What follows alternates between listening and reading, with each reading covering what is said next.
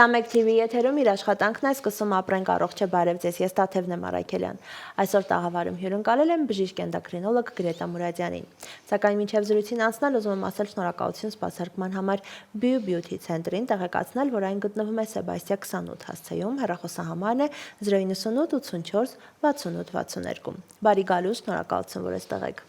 Շնորհակալ եմ հրավերի համար, բարև ձեզ։ Մենք երբ ասում ենք էնդոկրինոլոգ, չգիտեմ ինչի, բոլորս մտածում ենք, որ մասնագետներ, ովքեր բացառապես աշխատում են շաքարային դիաբետով հիվանդների հետ։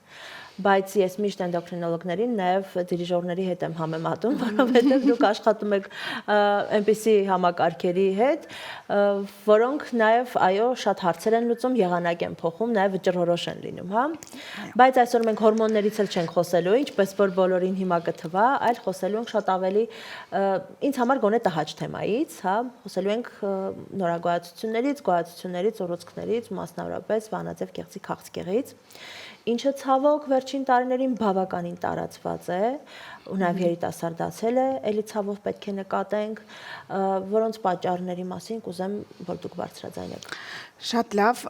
տեսեք, ընդհանրապես եկեք երկու բառով խոսենք Վահանաձև գեղձից, այսպես թռուցիկ։ Ծանոթ լինենք ինչի մասին է խոսքը։ Տեսեք, Վահանաձև գեղձը ամենամեծ էնդոկրին օրգանն է, չնայած իր 30-ից 45 գրամ չափսի ինքը ահռելի դեր է կատարում մեր օրգանիզմում եւ համարվում է մեր օրգանիզմի դիրիժորը, այո, ինքն է ամեն ինչ կարգավորում, եւ նյութափոխանակային, սպիտակուցային, ածխաջրատային, ճարպային փոխանակությունը, արյունատվության մեջ է մասնակցում, այսինքն իր պրոֆիլը բազմազան է եւ այսպես փոքր լինելով ինքը կարգավորվում է ամեն process մեր օրգանիզմում սկսված ուրեմն այդ նյութափոխանակային process-ներից հոմեոստազից վերջացրած նույն ուրեմն քաշի հետ կապված խնդիրներից եւ այլն։ Դրա համար իր այդ փոքրիկ քաշին կշռին մի խափնվեք, այսպես ասեմ, ինքը բավականին վերարտադրական ֆունկցիա է, այո, շատ process-ների մեջ մասնակցություն ունի ինքը։ Եվ երբ որ խոսում ենք Վահանաձև գեղձի նորագոյացություններից, գոյացություններից առհասարակ հանգուցավոր խփիպը բավականին տարածված է եւ բնակչության մոտ 40-ից 60%-ը ունի այս կամ այն տիպի հանգույցներ, որոնք կարող են լինել բարեբախտաբար մեծամասամբ տոկոս դեպքերում բարորակ եւ կան որոշակի տոկոսներ, որոնք մենք հանդիպում ենք իհարկե չարորակ խնդիրների հետ, որոնք էլի բարեբախտաբար այդ վատ խնդիրները մեծամասնությունը, այսպես ասեմ, լուծելի են եւ եթե ժամանակին այսպես բարի ընթացք ունեն եւ եթե ժամանակին հայտնաբերում ենք պրոգնոզը, ուրեմն կյանքի որակը եւ շատ process-ներ չեն դժում դրանից։ Մենք սկսել ենք ավելի շատ խոսել այս խնդիրների մասին, դրա համար են մեզ թվում շատ տարածված է, թե իսկապես տարին տարու վրա ավելի շատ է տարածվում։ Տեսեք, ընդհանրապես, այո, որոշակիորեն աճ կա այդ ուրեմն չարորակ նորագոյացությունների, սակայն նաև դիագնոստիկան է լավացել, մարդկանց դիմելիությունն է ավելի շատացել, ինչը ողջունելի է։ Ուղղակի կուզենամ այսպես բաժանեմ մի հատ չարորակ խնդիրները Վահանաձև գեղձի, քանի որ հիմնականում, եթե մենք տեսնում ենք հանգույց, որը փոքրիկ է 1 սանտիմետր չափսից, ունի կալցիֆիկացված ծայրեր, անհարթ եզրեր, սոնոգրաֆիան մեզ շատ օգնում է օրինակ, որովհետև ինքը տալիս է մեզ, կարող է ինքը նույնիսկ 1 սանտիմետրից ցածր լինել, այսինքն 0.5-0.6, մեզ դա նույնպես անհանգիստ թվա եւ մենք օրինակ ցուցենք այդ պունկցիոն բիոպսիան, որը ոսկե ստանդարտ է այդ նորագոյացությունների ախտորոշման համար։ Հիմա ըստ հերթականության, պես ասեմ, տեսեք, ամենաշատ տարածվածը բարեբախտաբար պապիլյար կարցինոման է եւ ֆոլիկուլյար կարցինոման, որը կազմում է այդ բոլոր նորագոյացությունների 80-ից 85%, որը ունի բարի ընթացք համեմատած օրինակ մեդուլյար կարցինոմայի, որը կարող է լինել ժառանգորեն նախատրամադրվածությունը, օրինակ մենք ունենք MEN1, MEN2 սինդրոմներ, որոնց մեջ այդ պապիլյար մեդուլյար կարցինոման մի մասն է կազմում, այսպես ասեմ։ Ինքը առաջանում է պարաֆոլիկուլյար բջիջներից Վահանաձև գեղձի եւ ունի չարորակ ընթացք եւ կազմում է մոտավորապես 5-ից 8%, այսպես ասեմ, ուշուշ է հանդիպում բարեբախտաբար եւ այս պարագայում մենք անպայման նույնիսկ բոլոր հանգույցների պարագայում ես խորհուրդ եմ տալիս կալցիտոնինը անպայման ստուգել, որովհետև ինքը համարվում է օնկոմարկեր եւ մեդուլար կարցինոման բացառելու համար դա, այսպես ասեմ, ստանդարտներից մեկն է, պունկցիոն բիոպսիան ներառված նաեւ։ Եվ ամենավերջի տեսակը անապլաստիկը, որը հանդիպում է բարեբախտաբար 1-ից 2% եւ ինքը շատ չարորակ ընթացք ունի, կայծակնային, տալիս է շատ արագ մետաստազներ եւ գրեթե շատ հազվադեպ է լինում այդ պացիենտներին փրկել եւ ելի բարեբախտաբար 55-ից 60-ից հետո է ինքը մեծամասամբ հանդիպում։ Իհարկե լինում են դեպքեր, երբ որ երիտասարդների մոտ ենք հանդիպում, բայց ելի քիչ տոկոս դեպքերում։ Եվ մեծ տոկոսը իհարկե այդ բոլոր հանգույցների կազմում են բարորակ հանգույցները, այսինքն այսպես տեսեք, եթե կա հանգույց, պարտադիր պետք է հսկողություն լինի։ Այդ շատ դեպքերում մենք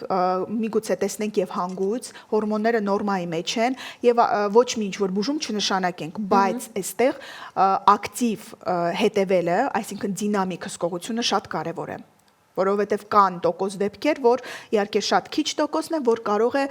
հանգույցը լավ լինի, բայց տարիների ընթացքում օրինակ փոփոխվի։ Լավ։ Ես այստեղ նաև, քանի որ նշեցիք, շատ կարևոր է նաև, հա, վաղախտորոշումը, ուզում եմ հենց այս մասին խոսել։ Որ տարիքից սկսած, ինչ պարբերականությամբ պետք է անցնել հետազոտությունները, ինչ հասել է հետազոտություններ, ինչպիսի ճանապարհ է անցնում պացիենտը,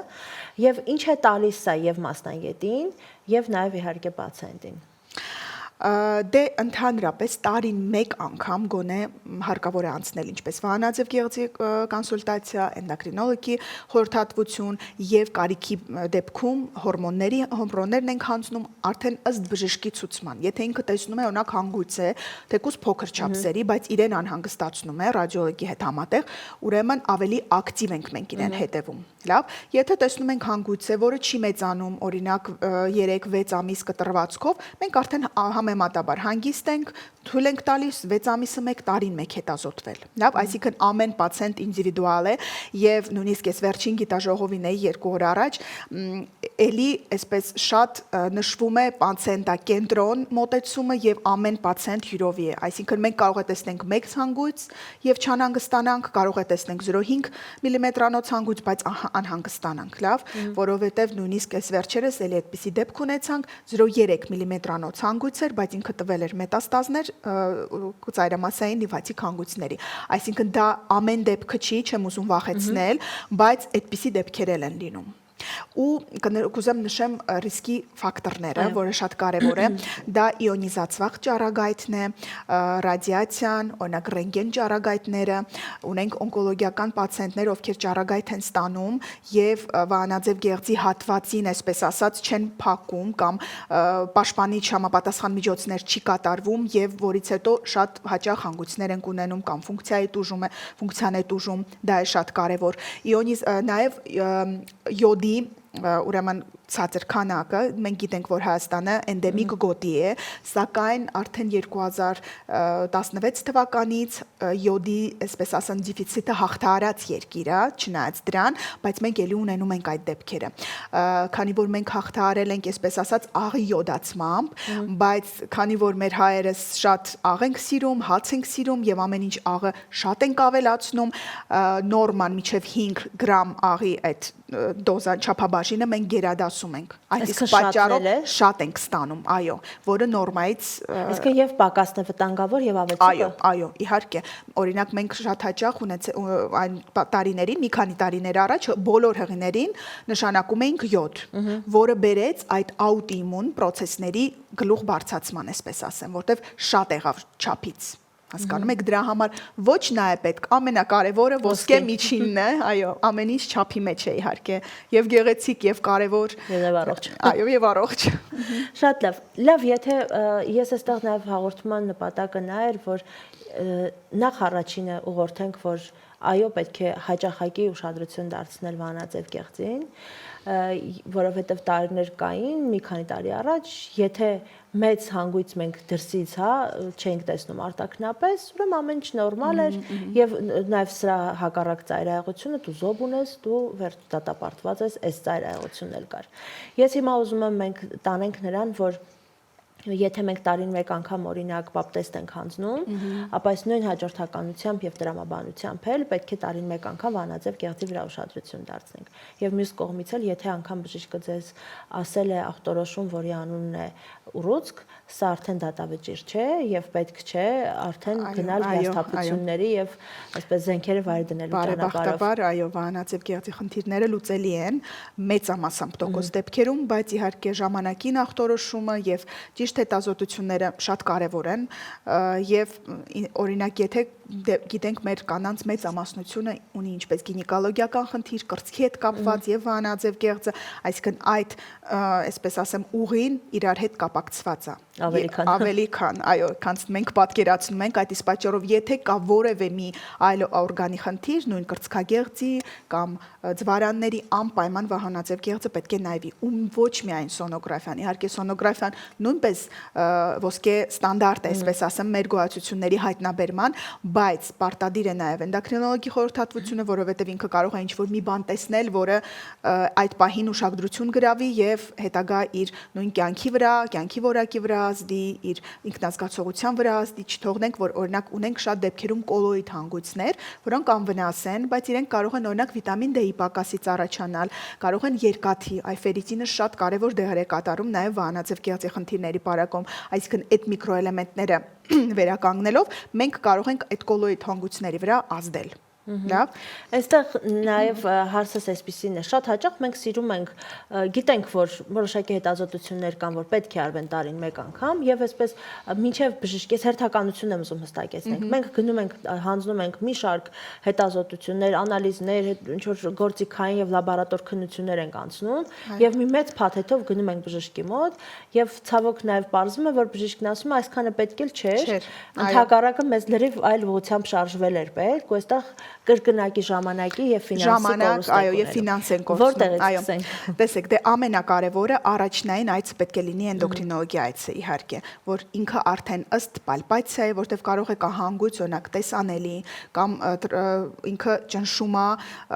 ուրեմն ձայնալարը օրինակ կարող է կա ձայնի խրպոտություն, այսինքն այնպիսի էլեմենտար գանգատներ, որոնք կարող է նկատի միայն էնդոկրինոլոգը, լավ, որից հետո ցուցում է սոնոգրաֆիկ հետազոտությունը, եթե տեսնում ենք հանգիստ է ամեն ինչ, ոչ մի կասկած չունենք, ասում ենք 1 տարի հետո գալիս եք, այսինքն եւ նաեւ անալիզների հանձնելուց հետո, բայց եթե մենք տեսնում ենք հանգույց, որը ուշադրության արժանի է, հետեւաբար 3 ամիս հետո կամ 6 ամիս հետո նորից այց ենք կանչում ենք կոնսուլտացիայի, որպեսզի դինամիկ հսկենք, լավ, շատ կարևոր է դա, որովհետև եթե օրինակ էնդոկրինոլոգի մոտ գնում են եւ նա ոչինչ չի նշանակում, պացիենտները շատ դեպքում հանգստանում են, ասում են, չէ, բայց այստեղ ակտիվ վերահսկելը շատ կարևոր է։ Լավ, դրա համար որտեվ երբ չի նշանակվում որևէ տեղ ու ասում ենք նորից եկեք, մտածում ենք իմաստը նորմալ է ամեն ինչ, ոչ մի բանի կարիք չկա, իմաստ չկա, բայց չէ, այստեղ ակտիվ վերահսկելը շատ կարևոր է։ Այո, այո։ Անդադար հսկողությունը։ Ցավոտ հարց եմ բարձրաձայնելու բոլոր բժիշկների, մասնավորապես ախտորոշման ոլորտում աշխատող բժիշկների համար, երբ մենք պացիենտին ասում ենք, գիտեք, անհրաժեշտություն կա բիոպսիայի, ամեն երկրորդը վստահ եմ փորձում է խուսափել, որովհետև վայ որ բիոպսիա անենք կարող է կաճի, կտարածվի, այո, կարագանա, լույս կտեսնի, ու սենց շատ հետաքրքիր երբեմն տրամաբանությունից դուրս երևույթների մասին ենք լսում, բայց մյուս կողմից մասնագետներն ասում են, որ առանց սրա հնարավոր չի, այո։ Կոտրենք կարծրատիպը։ Ճիշտ եք, քանի որ եթե ոչ ամեն պացիենտը, այո, գոնե ամեն երկրորդը դա հարցնում է, բա բժիշկ ջան, ինքը կվերածվի վատի, կարագանա, եթե մետաստազները շատ արագ կտարածվեն եւ այլն, ավելի լավ է ձեռք չտանք, որտեվ երկաթը ասեղա եւ այլն, բայց ուզում եմ կոտրել, այո, այդ կարծրատիպը, քանի որ չկա նման բան, եւ եթե ուռուցքը ի սկզբանե վատն է, ինքը ոչ մի բանից չի վերափոխվի, այսինքն դա իրան ոչ կգազազացնի, այսպես ասեմ, ոչ նոր հանգույց կառաջացնի, ոչ էլ ինչ որ մետաստազների կբերի կամ, այսինքն ինչ որ կա, դա էլ կա, պունկցիոն բիոպսիան, դա մեզ ցույց է տալիս ուղղակի բջիջների վիճակը, այսինքն մենք տեսնում ենք բջջաբանորեն ինչ վիճակ է այնտեղ, լավ, ըստ որի արդեն մեզ ավելի պարզ է լինում, այս հանգույցը հեռացնում ենք, ուղղորդում ենք վիրաբույժի, թե հսկում ենք։ Դա շատ ավելի լավ մեթոդ է, քան թե օրինակ 2 ամիսը, 3 ամիսը մեկ նույն այդ սոնոգրաֆիան անել։ Եթե մենք տեսնում ենք կասկածելի հանգույց եւ իրոք ցուցված է պունկցիոն բիոպսիան, դա պետք է արվի պարտադիր։ Եթե այնուամենայնիվ սոնոգրաֆիան ասել է, որ կա ուռուցք, կա խնդիր, բիոպսիան եւս հաստատել է, հաջորդիվ գնում ենք վիրահատության։ Մենք միշտ երբ խոսում ենք քաղցկեղի մասին, ուռուցքների մասին, հաջորդ վախը նաեւ այդ քիմիոթերապիայի ճանապարհն անցնելն է, եւ կարծում եմ շատ շատերի համար սա ավելի ցավոտ է եւ հոգեբանորեն, հա, նաեւ այս ֆակտորը հաշվի առնելով, քան բուն վիրահատությունը։ Վանաձև գեղձի դեպքում եւս պետք է անցնել տեսեք, վահանաձև գեղձի պապիլար, ֆոլիկուլար, ասացիք բարի է, այո, ինքը բարի է իհարկե եւ ռադիոակտիվ յոդի քիմիան, այսպես ասած, մեզ մոտ ռադիոակտիվ յոդն է, որ պացիենտները տաբլետկայի տեսքով ստանում են եւ մեկուսանում են, մի խոսքով դա արդեն առանձին հետվիրահատական վիճակի, եթե կարիքը կա, եթե մետաստազներ կան, այսինքն եթե լիմֆատիկ հանգույցները ախտահարված են, արդեն բժիշկը հետագայում որոշում է կարիք կա այդ ռադիոակտիվ յոդի ստացմանը, թե ոչ, լավ։ Այնպես որ բոլորը չեն ստանում, ոչ, հիմնականում եթե հանգույցը փոքրիկ չափսեր ունի, մետաստազներում ախտահարում չկա, իսկ հիմնականում մետաստատիկ ախտահարումներ չենք ունենում, եթե իհարկե նույնպես էլի վաղ ժամանակին է ախտորոշվում, ինքը շատ դանդաղ է աճում, այսպես ասեմ, այդ ուռուցքը, լավի մասին է խոսքը, այսինքն պապիլարի եւ ֆոլիկուլար կարցինոմայի չարի մասին չի խոսքը, իրենք ավելի ագրեսիվ են, բայց բարեբախտաբար ավելի քիչ են հանդիպում։ Հիմնական ընթացքը լավ է, կյանքի որակը չի տուժում, ուղղակի հորդորում եմ ստուգվել, հետազոտվել, որպեսզի տեսեք նույն էլի այս վերջին շաբաթ հանդիպած իմ դեպքի հետ կապված 0.3 միլիմետրանոց հանգույցը տվել էր մետաստազներ, այսինքն դա հազվադեպ է լինում, բայց ավելի լավ է շուտ հետազոտվել, ոնց որ բանը բանից չանցնի, քան թե թողնել եւ ասել ոչ մի խնդիր չկա։ Այն տարիներին, մի քանի տարիներ, տասնյակ տարիներ առաջ իհարկե չկար այսպիսի մեթոդներ, ոչ սոնոգրաֆիան էր այսպիսի լավը, ոչ պունկցիոն բիոպսիան, այսինքն հիմա այդ գեր ժամանակակից ախտորոշման մեթոդները, քանի որ լավացել են, դա շատ ավելի հեշտ է, շատ ավելի ակնհայտ է։ Լավ, այդ ամեն ինչը շուտ հայտնաբերել եւ բուժումը սկսել։ Շատ լավ, շնորհակալ եմ շատ։ Հուսով եմ, որ բոլոր նրանց, ովքեր դրվել է այս ախտորոշումը, մի փոքր հանգստացան, իսկ բոլոր նրանք էլ, ովքեր մտածում էին, որ դե եթե արտաքնից որևէ բան չի երևում, ուրեմն բժշկի գնալու կարիք էլ չկա, իրենց հարցերի պատասխանները ստացան։ Ձեր հեռուստադիտողներ հիշեցնեմ եւս մեկ անգամ, որ զրուցակիցս բժիշկ էնդոկրինոլոգ Գրետա Մուրադյանն էր։ Մեկ անգամ եւս ասեմ շնորհակալություն սպասարկման համար BioBeauty ցենտրին տեղեկացնել, որ այն գտնվում է Սեբաստիա 28 հասցեում, հեռախոսահամարն է 098 84 68 62։ Ցտեսություն, կհանդիպենք։